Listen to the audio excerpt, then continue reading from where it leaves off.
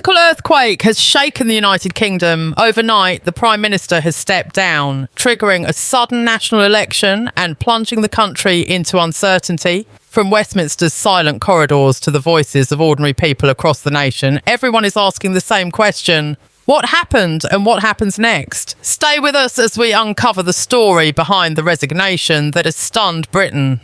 The news broke just after sunrise. A brief statement from Downing Street confirmed what many had whispered for weeks, but few believed would actually happen. The Prime Minister had resigned. No long speech, no dramatic farewell, only a short announcement that Britain would once again return to the polls. Across the country, reactions came fast. Some people were shocked, others relieved, and many were simply confused about what had led to this sudden political collapse. For months, the Prime Minister had struggled with falling approval ratings, internal party conflicts, and growing pressure from both the public and Parliament. Each week seemed to bring a new crisis, economic worries, public protests, and disagreements inside the cabinet that spilled into the headlines. But despite the chaos, no one expected the final moment to arrive so abruptly. Early reports suggest that the immediate trigger was a late-night meeting with senior ministers. According to insiders, the Prime Minister was informed that support within their own party had collapsed. A leadership challenge was almost certain. Rather than face a long and damaging internal battle, the Prime Minister chose to step aside. Outside Number 10, journalists gathered within minutes, cameras pointed at the famous black door, waiting for any sign of movement. When the Prime Minister finally appeared, the atmosphere was tense. Their short statement thanked the public, acknowledged mistakes, and insisted that the country needed new leadership and a fresh democratic mandate.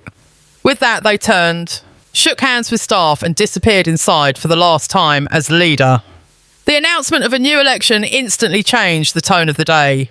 Political parties rushed to prepare emergency press briefings. Posters were printed, speeches drafted, and campaign teams activated. In towns and cities across the UK, people discussed what this unexpected vote might mean for the future.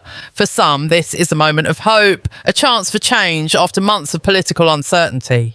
For others, it is a worrying sign of instability at a time when the country faces major economic and social challenges. Many worry about how the sudden election will affect everyday issues: rising prices, public services, immigration, and the UK's role on the world stage. International reactions were immediate as well. Leaders in Europe, the United States, and beyond expressed concern but also confidence that Britain would manage this transition peacefully. Financial markets responded with caution, with small drops in the pound and nervous behaviour in the stock exchange. Analysts say the real impact will depend on how quickly a new government can be formed. Tonight, as the UK prepares for yet another major political moment, one thing is clear: the resignation of the Prime Minister has set the country on a new and unpredictable path. In the coming weeks, voters will decide who will lead Britain through the challenges ahead. And while the outcome remains uncertain, this sudden shift marks the beginning of a story that will shape the nation for years to come. While the resignation may have come suddenly to the public, the truth is that the crisis had been building for months inside Westminster. Behind closed doors, senior advisors, MPs and cabinet ministers had been locked in disagreements about policy, strategy and the Prime Minister's leadership style. What looked like a stable government on the surface was in reality struggling to hold itself together. Tension first grew when several key promises made during the last election failed to move forward. Economic plans stalled. Public sector strikes increased and support within the ruling party began to weaken. MPs complained privately that they felt unheard, while local party members worried that voter confidence was slipping away. Then came a series of misjudged announcements and policy U-turns that added fuel to the fire. Issues that should have been solved quietly turned into national debates. Newspapers printed stories about cabinet arguments, leaked memos and growing frustration among senior officials. What had once been private disagreements were now public warnings that something was deeply wrong. Inside Downing Street, advisors tried to restore order, but each attempt only seemed to deepen the divide. Some ministers urged stronger leadership, others pushed for compromise. A few began quietly speaking to party officials about replacing the Prime Minister altogether.